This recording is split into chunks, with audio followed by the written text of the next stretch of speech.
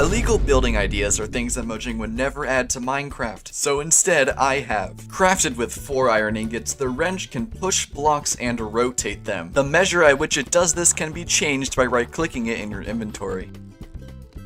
This already opens the floodgates for a lot of wacky builds, but here's where it gets even better. With the wrench, you can sneak and left-click to copy the block in front of you to the wrench, and then when you left-click, you paste it, meaning I can keep pasting this azalea into the same block over and over, which in theory will allow me to make some pretty wacky things.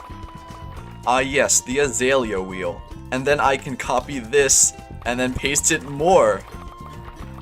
My frames are absolutely dying, but it's fine. I think if I actually push from the bottom, oh my goodness, it's beautiful. Azalea sphere. Now I know what you're gonna say, one azalea sphere is not enough, and I agree. So if we control middle click the block in the center, we get a template item, and we can place the sphere as many times as we want and absolutely destroy my frames. Alright, I've had enough of this. Ow, my ears. Anyways, with this block copy and paste system, you can make some pretty wacky things. Which is how I made the house that I rotated at the start of this video. It was an absolute pain to create. Actually, let's experiment by grabbing a template of this building so we can place it anywhere we want. In theory, I should be able to. Yeah. Alright, screw it. I'm making a ring out of these houses. My game is an absolute slideshow, but this is gorgeous. And bye-bye.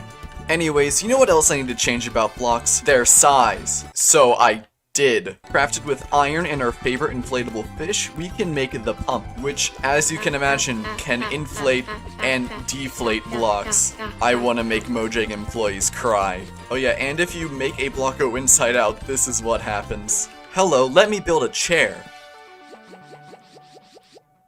For your mother. Hold on a minute, let me grab this template once more. Can I... My goodness, what the heck? I think you get the point. This thing works on everything. Grass, amethyst, scaffolding, bells, kind of. Slabs, campfires, wait a minute.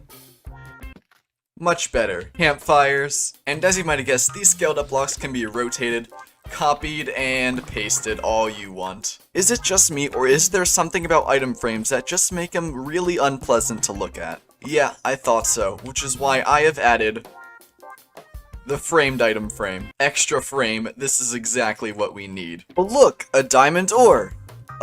It's fake? Yeah, it is fake. I drew it with crayons.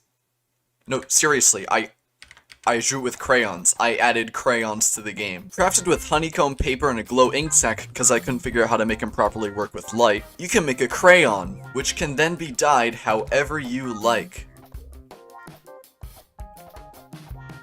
Hello. This single item takes the cake for the most difficult item I've ever had to code.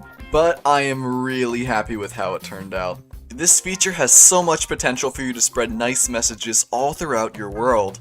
You can even draw on blocks that are not perfect cubes, which is really cool. And if you want to get rid of what you drew, you can just place a block over it. Or alternatively, wipe it off with a sponge. Now, because filling in a whole block can get really tedious, you can craft a wax bucket that can be dyed as well.